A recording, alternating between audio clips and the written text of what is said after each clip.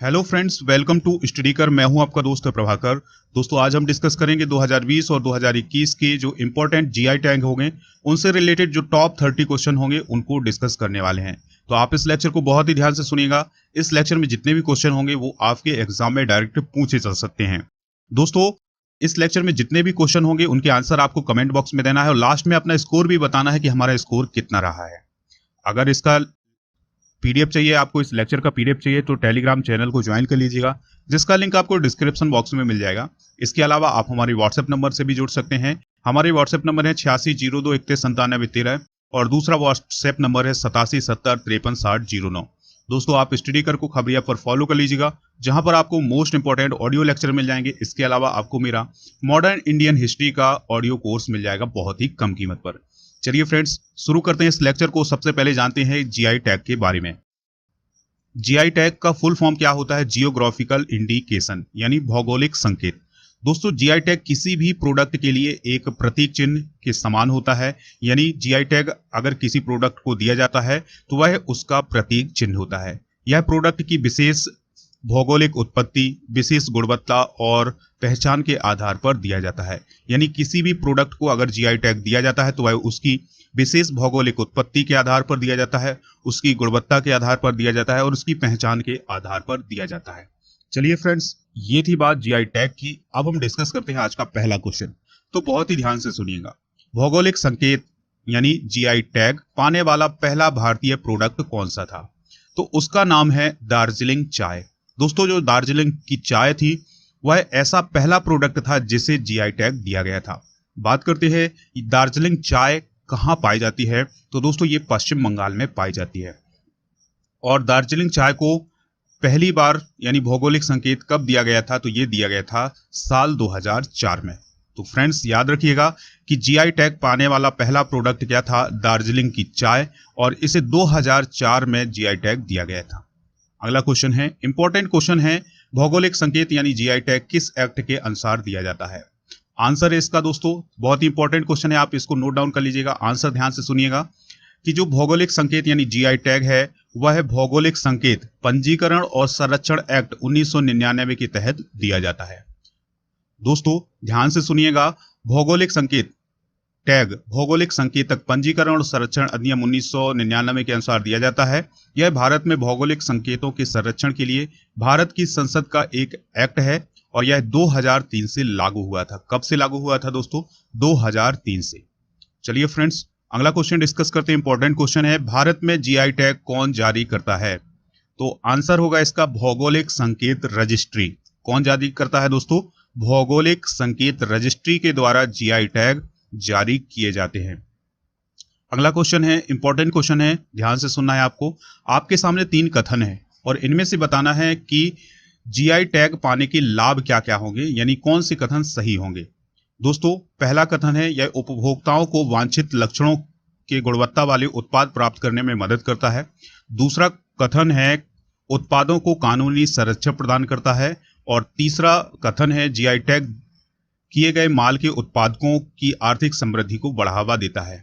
तो दोस्तों, इस प्रकार से जो हमारा आंसर होगा, यानी आंसर ये होगा कि ये जो तीनों कथन है वो सही है। अगर किसी भी प्रोडक्ट को जीआई टैग मिल जाता है तो यह उपभोक्ताओं को वांछित लक्षणों की गुणवत्ता वाले उत्पाद यानी प्रोडक्ट प्राप्त करने में मदद करता है और उत्पादों को कानूनी संरक्षण भी प्रदान करता है। यानी किसी भी प्रोडक्ट को अगर जीआई टैग मिल जाता है तो उसको कानूनी संरक्षण भी मिल जाता है। ठीक है दोस्तों, अगर किसी भी प्रोडक्ट को जीआई टैग मिल जाता है तो जो उसके उत्पादक होते हैं उनकी आर्थिक समृद्धि को बढ़ावा मिलता है। अगला क्वेश्चन है, इंपॉर्टेंट क्वेश्चन है, जीआई टैग की समय सीमा क्या होती है? यानी जीआई टैग कितने समय के लिए दिया जाता है? तो आंसर है इसका 10 वर्ष के लिए। यानी जीआई टैग केवल 10 वर्ष के लिए दिया जाता है, असीमित समय के लिए नहीं। यानी अगर किसी प्रोडक्ट को एक बार जीआई टैग दिया गया है तो वह 10 साल तक के लिए दिया गया है, उसके बाद फिर वो जीआई टैग हट जाएगा। अगला क्वेश्चन है, और ये क्वेश्चन दोस्तों 2021 से रिलेटेड है, तो आप बहुत ही ध्यान से सुनिएगा इस क्वेश्चन को। किस राज्य के नागा खीरा को जीआई टैग प्रदान किया गया है? तो दोस्तों, नागा खीरा का संबंध है नागालैंड से। बहुत ही आसान है, जो नागा खीरा है वो नागालैंड से संबंधित है। अगला क्वेश्चन है, किस राज्य के डल्ले खुरासानी मिर्च को जीआई टैग प्रदान किया गया है? तो आंसर होगा इसका सिक्किम। सिक्किम में दोस्तों डल्ले खुरासानी मिर्च पाई जाती है, जो कि एक विशेष प्रकार की मिर्च होती है, तो इसको भी 2021 में जीआई टैग प्रदान किया गया है।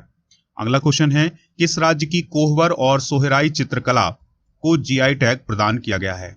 दोस्तों, जिस प्रकार से मधुबनी चित्रकला बिहार से रिलेटेड है, उसी प्रकार से कोहबर और सोहराई चित्रकला कहां से रिलेटेड है? झारखंड से रिलेटेड है, जिसे हाल ही में जीआई टैग दिया गया है। अगला क्वेश्चन है, किस राज्य के काले चावल को जीआई टैग प्रदान किया गया है? तो दोस्तों, काले चावल कहां के प्रसिद्ध है? मणिपुर के, तो उनको जीआई टैग दिया गया है।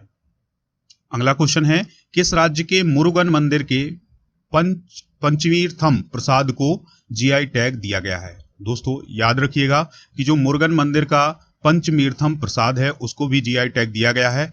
और ये कहां पर है, यानी किस स्टेट में है दोस्तों? तो याद रखिएगा, तमिलनाडु में है।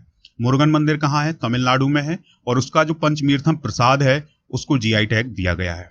अगला क्वेश्चन है, किस राज्य की केसर को जीआई टैग प्रदान किया गया है? तो दोस्तों, हम सभी को पता है कि केसर कहां की प्रसिद्ध है, तो ये जम्मू और कश्मीर की केसर प्रसिद्ध है, तो उसको जीआई टैग मिला हुआ है।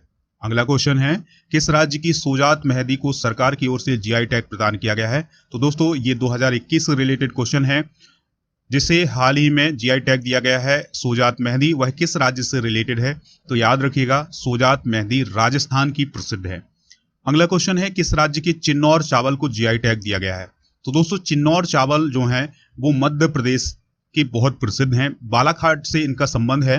तो याद रखिएगा, चिन्नौर चावल कहां से संबंधित है? मध्य प्रदेश के बालाघाट से। अगला क्वेश्चन है, हाल ही में किस स्थान की सफेद प्याज को जीआई टैग दिया गया है?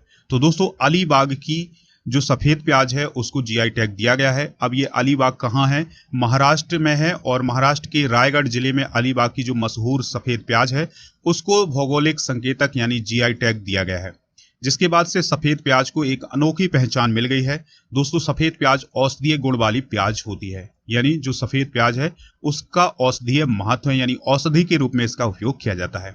इसका उपयोग हृदय रोग, कोलेस्ट्रॉल को नियंत्रित करने, यानी जो कोलेस्ट्रॉल है उसको कंट्रोल करने, और इंसुलिन के निर्माण में इसका उपयोग किया जाता है।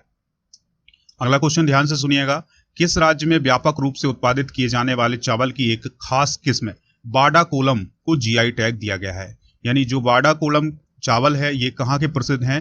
तो इसका आंसर होगा महाराष्ट्र के। दोस्तों, महाराष्ट्र के पालघर जिले के बाडा में व्यापक रूप से उत्पादित किए जाने वाले चावल की एक खास किस्म है बाडा कोलम, तो उसको हाल ही में जीआई टैग दिया गया है। और ये क्वेश्चन भी दोस्तों 2021 से रिलेटेड है, तो आप इसको नोट डाउन कर लीजिएगा। बाडा कोलम चावल को सामान्य तौर पर जिनी या झीनी चावल के नाम से जाना जाता है, और ये अधिकतर महाराष्ट्र में मिलता है। दोस्तों, यह पालघर के बाडा तहसील में मुख्य तौर पर उगाया जाता है। इस चावल का दाना सफेद रंग का होता है। अगला क्वेश्चन है, किस राज्य की एड्यूर मिर्च और कुट्टी अट्टूर आम को जीआई टैग दिया गया है? तो आंसर है इसका केरल, यानी जो एड्यूर मिर्च है और जो कुट्टी अट्टूर आम है उसको जीआई टैग दिया गया है, और ये दोनों प्रोडक्ट दोस्तों केरल से रिलेटेड है। अगला क्वेश्चन है, जूडिमा राइस वाइन, यानी जो वाइन है एक प्रकार की जिसे हम जूडिमा राइस वाइन बोलते हैं, किस राज्य से संबंधित है जिसे जीआई टैग प्रदान किया गया है? तो आंसर है इसका असम। जो असम की जनजातियां हैं उनके द्वारा इस वाइन का यूज किया जाता है, तो हाल ही में सरकार के द्वारा जूडिमा राइस वाइन को भी जीआई टैग दिया गया है। अगला क्वेश्चन है, कन्याकुमारी लौंग को जीआई टैग प्रदान किया गया है। ये कन्याकुमारी किस राज्य में स्थित है? तो दोस्तों, कन्याकुमारी किस राज्य में स्थित है? तमिलनाडु में स्थित है। तो दोस्तों, यह तमिलनाडु राज्य के मैसूर मसाला, यानी जो मैसूर मसाला फसलों में से एक है, और यह कन्याकुमारी के पहाड़ी क्षेत्रों में पाई जाती है। कौन दोस्तों? जो लौंग है, यह कन्याकुमारी लौंग है, यह कन्याकुमारी के पहाड़ी क्षेत्रों में उगाई जाती है। लौंग को खाने के उपयोग में आने के साथ साथ इसमें औषधीय गुणों की भी भरमार है, यानी जो कन्याकुमारी लौंग है यह औषधीय गुणों वाली भी है। दोस्तों, कन्याकुमारी लौंग की खास बात यह है कि यह प्रचुर मात्रा में सुगंध देती है, और इसमें पाए जाने वाले जो सुगंध है उसका उपयोग तेल बनाने में भी किया जाता है, यानी इसका जो तेल है वो भी सुगंधित होता है। अगर आपको ये लेक्चर पसंद आ रहा है तो दोस्तों लाइक कर दीजिएगा, और चैनल को फॉलो करना बिल्कुल नहीं भूलिएगा।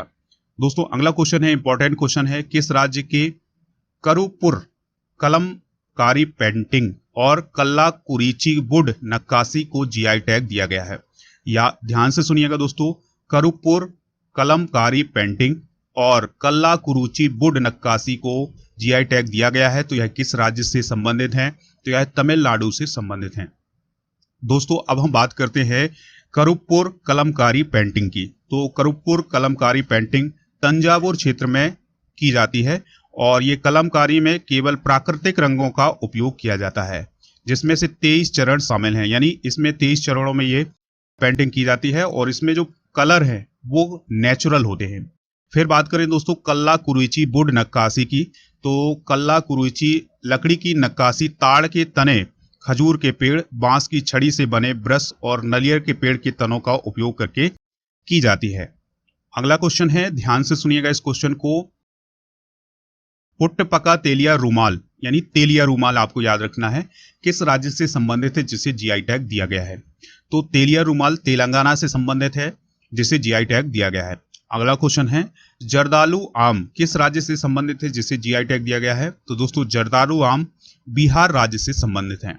अगला क्वेश्चन है, तुला पंजी चावल, ये एक प्रकार की खेती है चावल की, किस राज्य से संबंधित है जिसे जीआई टैग दिया गया है? तो इसका आंसर होगा दोस्तों पश्चिम बंगाल, यानी तुलापंजी चावल जो है वो पश्चिम बंगाल से संबंधित है और उसे जीआई टैग दिया गया है। अगला क्वेश्चन है, ध्यान से सुनिएगा, गोरखपुर टेराकोटा जो कि एक प्रकार की हस्तशिल्प कला है, किस राज्य से संबंधित है जिसे हाल ही में जीआई टैग दिया गया है? तो दोस्तों गोरखपुर टेराकोटा कहां से संबंधित है? उत्तर प्रदेश से संबंधित है। याद रखिएगा यह एक प्रकार की हस्तशिल्प कला है। अगला क्वेश्चन है, तिरोर बेटला जो कि एक पान का पत्ता है, किस राज्य से संबंधित है जिसे जीआई टैग प्रदान किया गया है? तो ये केरल से संबंधित है। तिरोर बेटला जिसे हम पान का पत्ता भी बोल सकते हैं, तो यह कहां से संबंधित है? केरल से संबंधित है। अगला क्वेश्चन है, सुंदरबन के शहद को जीआई टैग प्रदान किया गया है, यह सुंदरबन किस राज्य में स्थित है? तो आंसर होगा इसका पश्चिम बंगाल में। हम सभी लोग जानते हैं दोस्तों कि जो सुंदरबन है ये किस राज्य में पड़ता है? पश्चिम बंगाल में। तो जो सुंदरबन का शहद है उसको भी जीआई टैग दिया गया है, तो यह पश्चिम बंगाल से संबंधित है। अगला क्वेश्चन है, किस राज्य के बिलाचेरी में बने प्रसिद्ध मिट्टी के खिलौनों के लिए जीआई टैग प्रदान किया गया है? तो आंसर है इसका तमिलनाडु, यानी बिलाचेरी में बने प्रसिद्ध मिट्टी के खिलौने किस राज्य से संबंधित हैं? तमिलनाडु से संबंधित हैं। अगला क्वेश्चन है, कहाँ की गुच्छी मशरूम को जीआई टैग प्रदान किया गया है? यानी गुच्छी मशरूम कहाँ की प्रसिद्ध है जिसे हाल ही में जीआई टैग दिया गया है? तो दोस्तों इसका आंसर होगा जम्मू कश्मीर। अगला क्वेश्चन है, किस राज्य के हापुस आम को जीआई टैग प्रदान किया गया है? तो हापुस आम किस राज्य से संबंधित है? महाराष्ट्र से संबंधित है।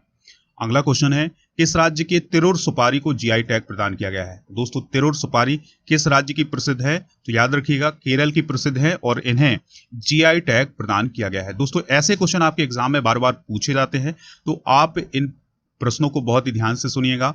अगला क्वेश्चन और लास्ट क्वेश्चन है, ध्यान से सुनना है आपको, किस राज्य की मधुबनी चित्रकला जो कि एक हस्तशिल्प कला है को जीआई टैग प्रदान किया गया है? तो मधुबनी चित्रकला हम सभी लोग जानते हैं कहाँ की प्रसिद्ध है? बिहार की प्रसिद्ध है। तो दोस्तों अगर आपको ये लेक्चर पसंद आया तो लाइक करिएगा और स्टडी कर को खबरिया पर फॉलो कर लीजिएगा, जहां पर आपको मोस्ट इंपॉर्टेंट ऑडियो लेक्चर मिल जाएंगे। इसके अलावा आपको मॉडर्न इंडियन हिस्ट्री का मेरा ऑडियो कोर्स मिल जाएगा बहुत ही कम कीमत पर, तो आप इसको परचेज कर लीजिएगा, आपके एग्जाम में इसका फायदा जरूर मिलेगा।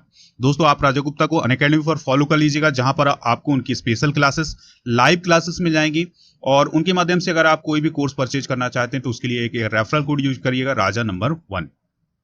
चलिए फ्रेंड्स, मिलते हैं नेक्स्ट लेक्चर में। आप इस लेक्चर को लाइक करिएगा, दोस्तों को शेयर जरूर करिएगा हर एक प्लेटफॉर्म पर। जय हिंद, वंदे।